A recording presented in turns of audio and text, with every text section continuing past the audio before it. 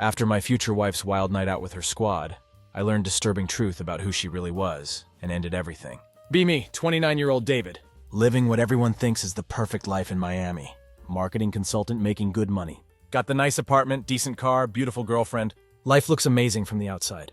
But something's been off for months. Claire used to laugh with her whole face. Now she barely looks at me when I talk. Conversations feel like reading from a script. Her scent changed too. New perfume I never complimented. Never got close enough to smell it properly. She says I'm being distant, claims I'm tired, distracted. Says I need to reconnect with myself. The fucking irony. Thursday morning arrives like a slap. Claire's practically skipping to her car. Got that little overnight bag I bought her last birthday? Same bag she's using to pack lingerie for someone else. Tells me she's going on girls' weekend with Maya and the crew. I don't cry.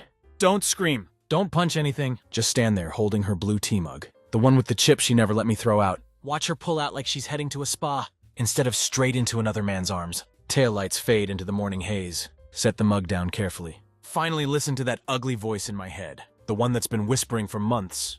You already know, don't you? Wasn't a single moment that broke us. Was the slow, aching erosion of something I thought was unbreakable. She left looking light on her feet, almost bouncing with excitement, while I stood in the hallway like a broken loading screen. House hits different that morning. Not peaceful silence, just vacant, hollow emptiness. That's when I remember the hall closet, top shelf, the black box. Haven't touched it since we moved in together. Inside find old receipts, random chargers, and my backup phone from when I traveled for work. Still has the charger coiled around it like a sleeping snake. Plug it in and watch it power up. Just like that, I have eyes again. No shared cloud, no suspicious syncing. Just quiet, separate watching. Install a location sharing app that evening. She logged into our Wi-Fi before leaving. Takes 3 clicks and she's linked. Not proud of it. Still not. But done being gaslit about late showers and fake headaches. 8:47 p.m. her dot lands somewhere. Not a hotel, not a cabin. A house in quiet suburban neighborhood I don't recognize. Stare at that dot for 15 minutes straight.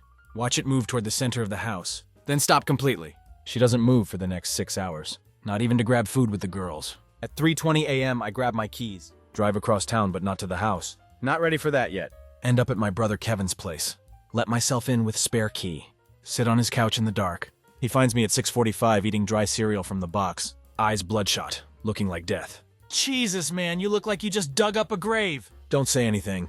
Hand him the phone. Show the location. Then show him the messages. Screenshots I airdropped from her laptop earlier.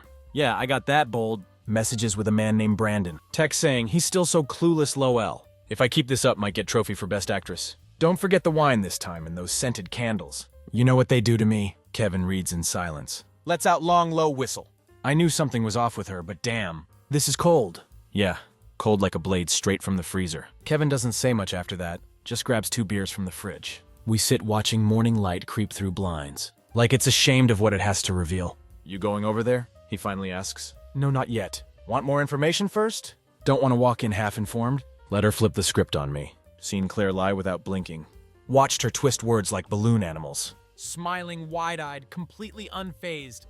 If I confront her now, she'll spin it. Make it my fault somehow. That's what she's good at. Taking your sanity and making you apologize for losing it. So I go home that afternoon. Call Maya, her ride-or-die best friend. Casually ask if the girls made it to the beach house safely. Maya hesitates for a second. Oh yeah, we're just chilling. Long drive, but we're all here, right? All 4 of you? I push. Let her talk. She fills in more lies than I hoped for. Says they're getting massages soon. That Claire is already 2 glasses deep in the wine. Thank her and hang up. Feel my stomach twist because I get another ping. Claire's still at the same house. Wait until that evening around 6:15 p.m. Get dressed in black joggers and plain tea. Throw on a baseball cap. Get in my car, heart pounding the entire drive. Takes 35 minutes to get there. Hands stay steady even though pulse is racing. Don't know what I'm going to do when I arrive. Just know I have to see it with my own eyes. Need it burned into my brain. So I never let myself forget what really happened. Neighborhood is quiet cul-de-sac. Middle upper class with wide driveways. Her car is the only one parked out front. Park 2 houses down and kill the engine. Wait 7 minutes, then start walking. Creep up the side of the house. My breath catches in my throat. Through narrow gap in the blinds, I can see the living room. Claire's laugh filters through the open window. A laugh I haven't heard in months. Not around me, at least. Her hair is down, flowing over her shoulders. That same stupid silk robe she used to wear for me. Barely clinging to her body. Next to her, with arms around her waist, is him. Brandon, younger than me by several years. Smug-looking, the type who uses too much hair product. Thinks a sharp jawline equals a personality. He's pouring wine into 2 glasses, while she whispers something into his neck, then tosses her head back and laughs again. cannot move, frozen like a statue. Stand there like a man watching his own funeral. Then the universe decides to twist the knife deeper. She turns slightly and I see it clearly. The necklace around her throat. My mother's necklace, the one I gave her on our 4th anniversary. The one she told me she lost 6 months ago. She fucking lied about losing it. She's wearing it for him, for this stranger. That's when the calm finally snaps. Don't break in, don't knock on the door. Just turn around and walk away. But I'm not done. Not even close. That moment I decide exactly how this ends. Not with yelling, not with violence. With precision. With complete finality. Get back to my car and hands are shaking. First time they've trembled through this whole thing. Not from fear, not even from heartbreak. Something far deeper and uglier. Electric rage bubbling just below my skin.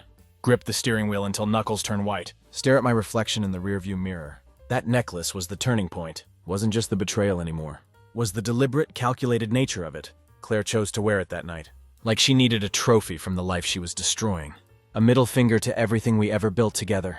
Sit in my car for almost an hour, before I can even start the engine. Don't cry, can't cry. Feel like something inside me got cauterized, burned, closed, and sealed forever. By the time I get home, the house feels like a crime scene. Walk in and everything is wrong now. The couch we picked out together. Photos on the wall, her throw blanket on her chair. Every corner echoes with her voice, but all I can hear now are lies. Start the cleanse that very night. Take down every frame picture of us. Every keepsake, every souvenir we collected. The magnet from our Vegas trip. The snow globe from that mountain cabin. The stupid photo strip from the carnival she dragged me to. All of it goes into the trash. Fill 4 full bags with her clothes. Box them with the coldest efficiency I've ever managed. Then I find our photo album. For a second, my fingers hover over it. Like it might actually burn me. Remember how she looked tonight wrapped around him? Laughing like I never existed. Open it slowly, page by page. There she is in that white dress. Smiling like she's living in a fairy tale. There I am looking like the happiest fool alive. Almost pity that version of myself.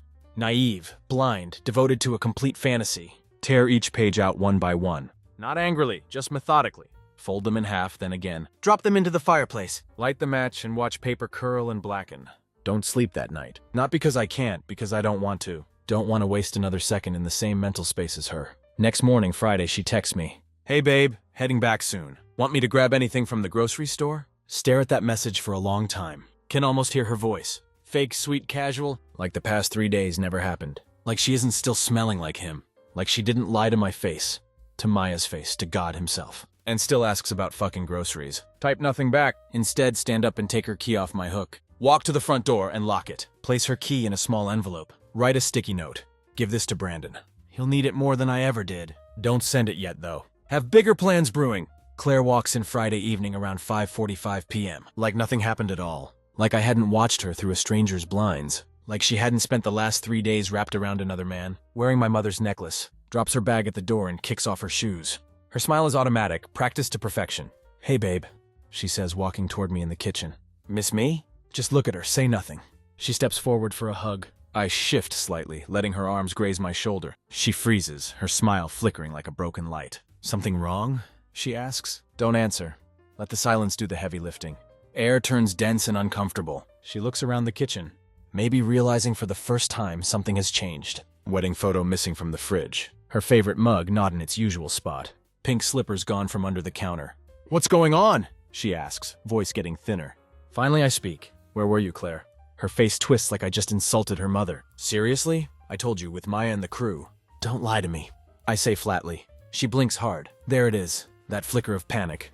Gone just as fast as it appeared. Excuse me? She snaps. Step to the counter and pick up my laptop. Turn the screen to face her. Message thread is still open. Brandon's name clear as daylight. Screenshots and timestamps all there. Claire doesn't gasp. Doesn't cry. Crosses her arms and stares at screen. Like she's grading a student's paper. Wow, she says coldly. You really went through my stuff? That's what you're leading with? I ask. Not the part where you've been cheating on me? Sleeping with him, wearing the necklace you said you lost? Her lip curls into that familiar sneer. Don't be dramatic. I laugh, loud and sharp. Dramatic? You called me clueless while planning your little spa night with Brandon. You called me pathetic in one of those texts. She rolls her eyes like I'm being unreasonable. You were never supposed to see that. Oh, I'm well aware of that. For a moment, she looks down, then back up with that cold, dismissive smirk. Haven't seen it in years, but suddenly remember it too well. The one she used on waiters when her order was wrong. On telemarketers, now on me. You're not exactly a saint either, she snaps. You've been distant for months. I felt like I was living with a ghost. I needed something real. Something real. I stepped forward. Then why lie? Why sneak around? Why keep using me while you played house with him? Her mouth opens but no sound comes out. For once, she doesn't have a script ready. Don't yell, don't throw anything. Just stare at her until the silence makes her fidget. I want you out, I say finally. Tonight. Her jaw drops like I just slapped her. You're not serious. I've already packed your things. They're in the garage. She scoffs, trying to regain control. So what? You're just ending 8 years like that? No, I say calmly. You ended it. I'm just finally closing the door. Claire doesn't cry, doesn't apologize. Walks past me slow and spiteful. Grabs her bag from the entryway. Slams the door to the garage hard enough to rattle the frame. Stand alone in the kitchen. As the garage door buzzes open, think that would be the worst of it. But I'm wrong. That night after she leaves, she sends me one last message. You'll regret this. I always land on my feet. That message sits on my phone like a bruise. That won't fade no matter what I do. The audacity of it keeps me awake. Not because I fear her landing on her feet. No, she will. That's Amanda's whole existence. She never stumbles unless it's into someone else's arms. What keeps me up is how she weaponized certainty. Like her betrayal was just a power play. A chess move where I made the mistake of flipping the board. Like she was still in control somehow. So I decided to take that control back. Next morning I contact an attorney. Never needed one before. But now I want someone sharp, fast, and relentless. Find a woman named Victoria Chen. Specializes in high-conflict divorce cases. Send her everything within hours. Screenshots, message logs, photos, the whole arsenal. She has a strategy ready immediately. Claire has no prenup to protect her. Half the house, sure, but everything else is fair game. More importantly, infidelity proof shifts leverage significantly. By Wednesday, the papers are ready to file. But before I serve them, I make one more move. Message Maya directly. Hey, thanks for lying for Claire. Thought you should know she's not as slick as she thinks. Takes her 8 minutes to respond. Wait, what? I didn't lie. Claire told me you knew about everything. Said your relationship was basically over. Said you were cool with it. There it is, the second narrative. Claire had been running a whole different story. Not just to me, but to her friends too. Made herself the victim in a fantasy breakup, where I was cold, distant, unloving. So when she started seeing Brandon, it wasn't cheating in her mind. It was just moving on. Classic Claire manipulation. Maya follows up with 4 more texts. Apologies, shock, complete disgust. Says she hadn't even known about Brandon until recently. Just assumed Claire was with some rebound guy. Tell her not to worry. It wasn't her lie to carry. Real twist comes later that day. Brandon messages me directly. Yeah, he fucking messages me. Finds me on Instagram. Sends long dramatic DM. Look man, I didn't know she was still with you. She told me you two were separated. I'm not about this kind of drama. I'm sorry. Stare at that message for solid 15 minutes. That's when it hits me like a freight train. Claire had been lying to both of us. 2 completely different lives. 2 versions of herself. And now the stories are colliding hard. Reply simply, she's all yours now. Enjoy cleaning up the mess. He leaves me on read immediately. Wednesday, Claire shows up unannounced. Knocks like she still owns the place. Don't open the door right away. David! She shouts from outside. This is ridiculous. Be a man and talk to me. Watch her through the peephole. Arms crossed. Expression flickering between fury and panic. She's not used to being shut out. Thrives on confrontation because it means she's still relevant. After a full minute, I open the door. Just wide enough to pass her an envelope. Consider this the last thing you'll ever get from me. She opens it right there on my doorstep. Her expression freezes completely. Divorce papers in black and white. You're kidding, she whispers. I'm not. And if you try to make this messy, I'll show the judge every message. Her jaw clenches tight. Looks like she wants to lunge at me. But her pride won't let her beg. Not yet, anyway. You'll regret this, she hisses. You think anyone's going to love you after this? You're damaged goods. I smile for the first time in days. So are you. But unlike you, I'm fixing it. She leaves furious but quiet, for exactly 3 days. Takes her exactly 3 days to come back swinging. Friday morning, I get a call from my boss. Says he wants to check in after hearing something concerning sit there half asleep with mug of black coffee cooling. Heart starting to beat harder as he speaks. Apparently, Claire had called HR yesterday. Told them she was worried about my mental state. Claimed I'd been making threats against her. Subtle things, calculated perfectly. Vague enough to trigger red flags, without giving them reason to dismiss her entirely. The perfect sabotage attempt. That's her new angle now. If she can't control the romantic narrative, she'll control the professional one instead. Try to destroy my career while she's at it. But I'm ready for this move. Send my boss the email thread with my lawyer. Formal notice about the pending divorce. Include time-stamped copies of Claire's messages. Calmly explain I've been documenting everything. He backs off fast, apologizes. Says to take whatever time I need. Offers to keep things confidential. Thank him and sit back in my chair. Claire isn't trying to come back anymore. She's trying to burn what's left of my life. Salt the earth behind her. Keep quiet the rest of that day. Don't respond to her messages. She sends 6 of them with escalating tone. You're really going through with this. You've ruined everything we built. Brandon's not even talking to me now. You twisted this whole situation. You know that, right? I hope you rot in that empty house. Isn't anger that hits me reading those. It's sadness. But not for her. For the version of me that once built a life around someone like this. Someone who lied so naturally she forgot she was doing it. Who weaponized affection like currency. Who wore my dead mother's necklace while straddling a man she barely knew. Take that necklace back, by the way. Snuck it from the garage before she left that first time. It's in a drawer now, safe. Not keeping it out of sentiment. Keeping it as evidence of what I survived. Proof of how deep her betrayal really went. Maya calls that evening, sounds tense. I don't want to get in the middle, she says. But Claire's spiraling hard. She told Sophia you cheated on her. That you hit her. That she's the one filing. Don't even blink at this news. She's in damage control mode, I tell Maya. She knows what's coming. What is coming? Maya asks. Her voice drops lower, more serious. Because if you're sitting on something big, now's the time to use it. And I am sitting on something big. Because what Claire didn't realize in her panic was that Brandon had also started talking. Quietly, carefully to a few mutual connections. What I found out was devastating. She wasn't just seeing him romantically. She was using him financially and emotionally. Told him she'd been abused by me. Said I threatened her with a kitchen knife once. That I isolated her from friends and family. Had a whole victim role rehearsed perfectly. Complete with bruises she blamed on yoga accidents. And clumsy falls downstairs. Brandon had started to realize just how deep the manipulation ran. How expertly she played both sides. He sent me one final message that night. I'm out. You were right about everything. She lied to both of us about everything. I feel sick about this whole thing. Good luck, man. I mean it. Save that message immediately. Every digital breadcrumb she left behind. Now cataloged, time-stamped, and filed away. Not planning revenge exactly. Building immunity against her lies. Saturday morning, Claire finally goes quiet. No texts, no calls, no surprise visits. No twisted messages pretending to be remorse. For the first time in weeks, the silence is different. It's not tense, it's clean. Can actually breathe again. Open the bedroom windows for the first time since she left. Air feels sharp and honest. Strip the bed completely. New sheets, new energy. Her old perfume still clinging to the pillows. So I dump them in the trash outside. Won't give my memories another thread to hold on to. Around noon, Victoria, my lawyer, calls. I got her response, she says. She's contesting the divorce. Don't flinch at this news. Of course she is. She's saying there was no infidelity. Claims Brandon was just a friend. Says you're retaliating emotionally. I laugh out loud. That's her defense? Victoria doesn't laugh back. She's also requesting temporary spousal support. There it is. The next play in her game. Not just to hurt me, but to bleed me dry. She says she gave up her career for you. That she deserves help transitioning. She left her job 2 years ago because she wanted to find herself. I paid for every meditation retreat, every yoga class and juice cleanse. Victoria's voice gets sharper. Then it won't stand up in court. But she's going to drag this out if we let her. We can fast track with the evidence. You still have all the messages? All of them, plus one more thing. Open my laptop. Click the folder labeled Claire Final. Upload a screen recording of her video call with Brandon. One of the last FaceTimes they had before I confronted her. Recorded after I linked her tablet to a screen mirror app. She'd left it synced to our home Wi-Fi. Her mistake, my evidence. In the video, she says clearly, he has no idea what's happening. He thinks I'm still at the beach house. I told him we're working on things. I just need a few more months to plan this. Then I'll be gone for good. He's too weak to do anything anyway. Too weak. Replayed that clip until the words didn't sting anymore. Now they just confirm what I knew all along. Claire never thought I'd stand up to her. Thought I'd swallow the betrayal like everything else. The gaslighting, the silence, the emotional distance, the faked headaches, and I'm just tired tonight. Victoria's voice comes through the phone again.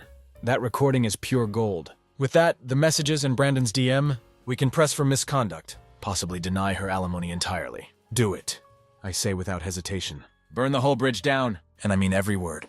Later that day, Maya texts me again. Just a heads up, Claire's trying to get ahead of this. She posted some long story on social media, calling you emotionally abusive, claims you manipulated her into silence, wouldn't let her leave. Don't even bother looking it up. She's spiraling, I tell Maya. She's terrified.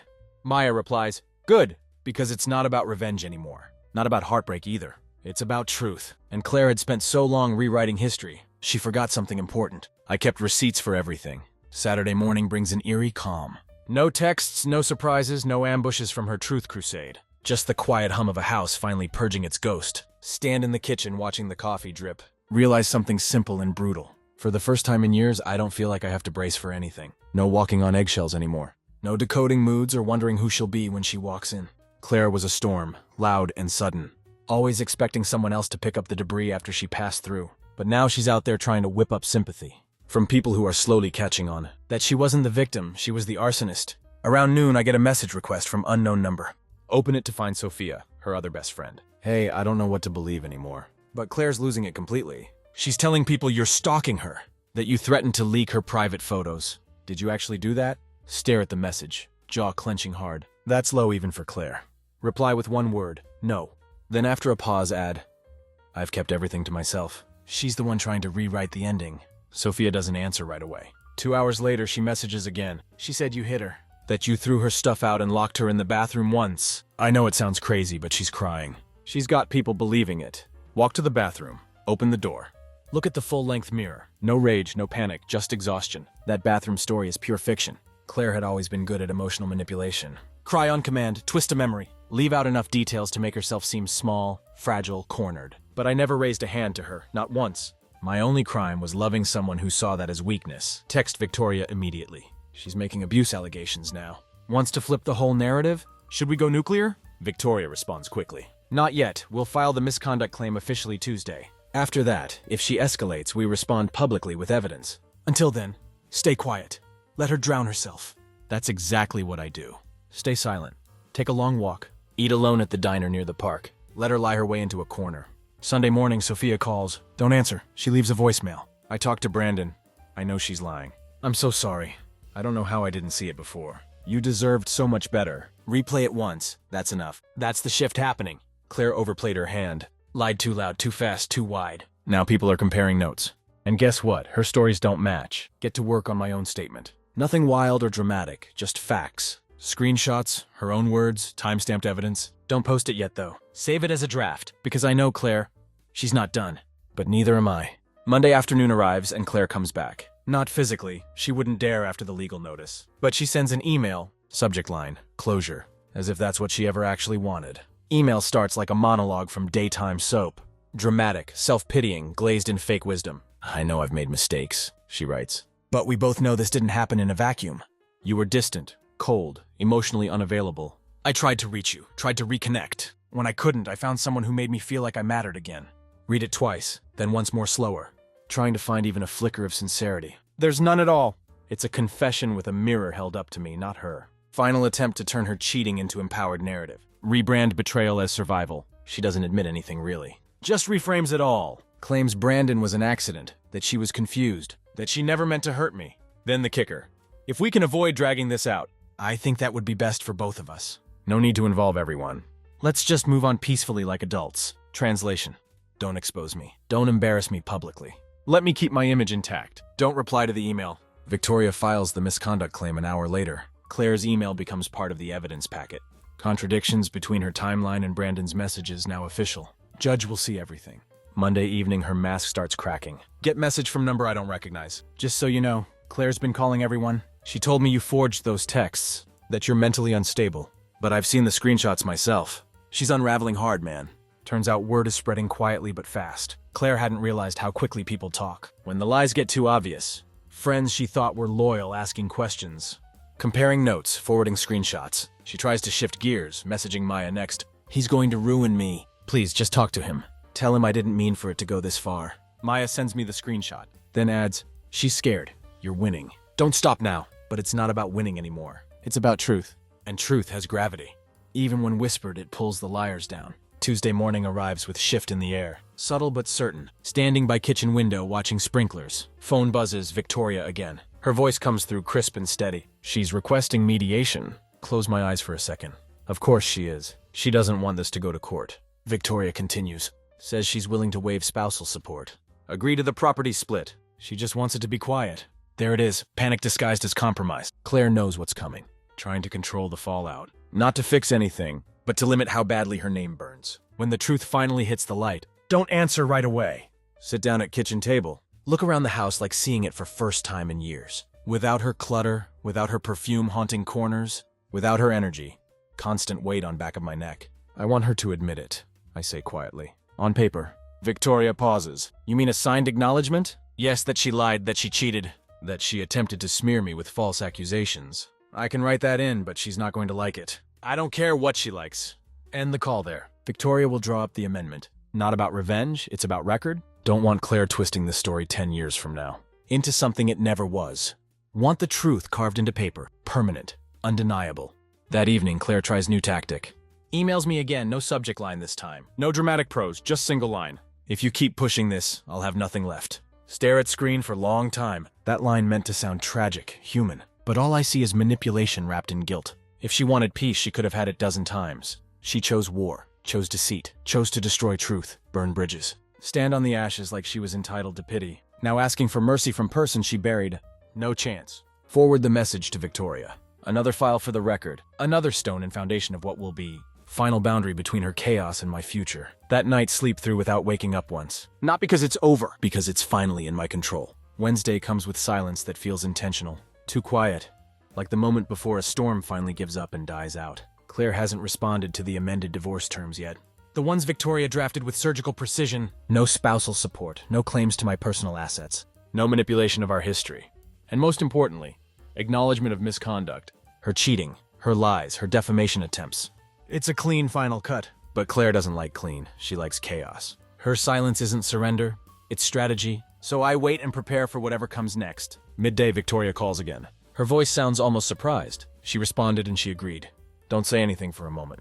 She signed the acknowledgement, no edits, no comments. Just her signature on every page. She'll waive alimony, back off property claims, settle completely out of court. There it is, the end. Not with fireworks or screaming. Not with begging or some dramatic apology. Just a signature on cold documents. That tell the story she spent months trying to erase. Feel anticlimactic, honestly.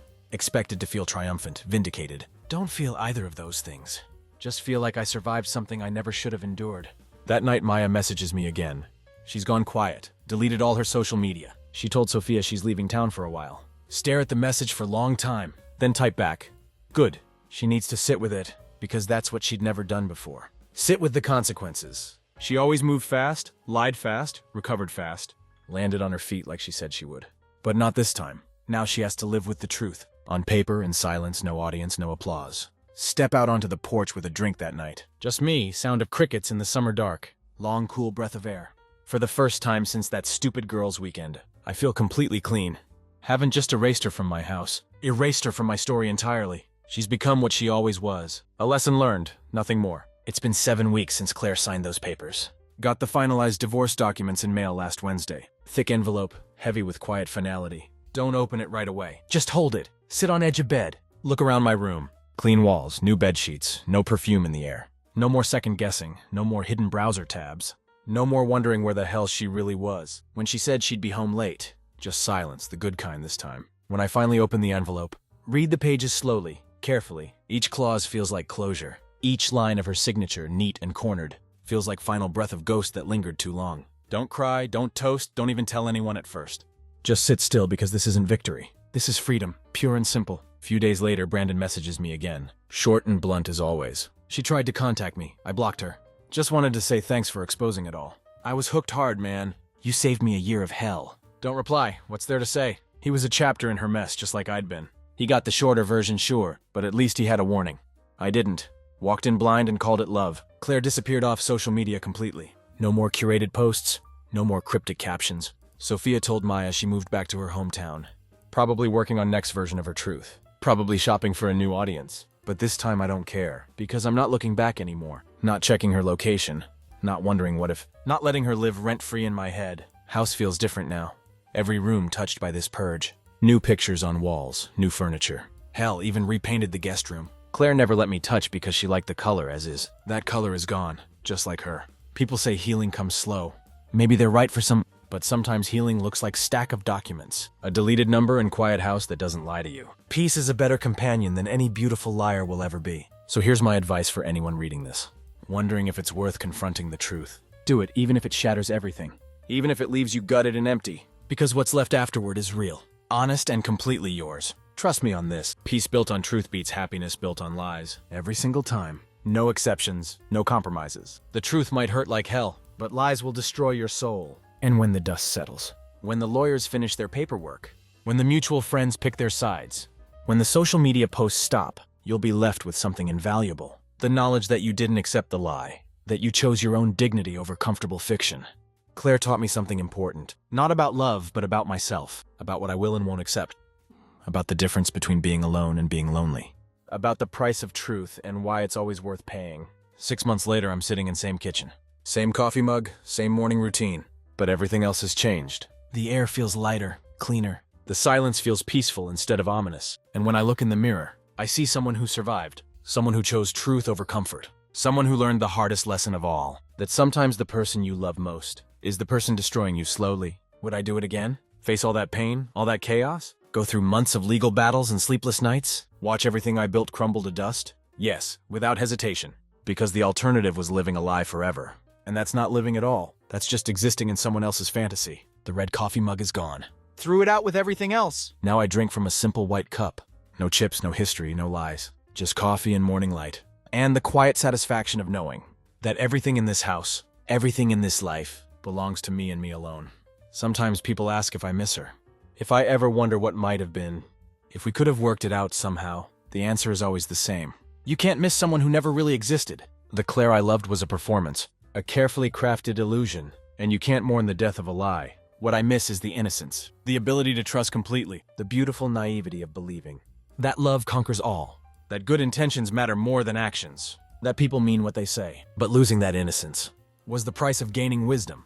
And wisdom, it turns out, is worth everything you pay for it, even when the cost is everything you thought you wanted.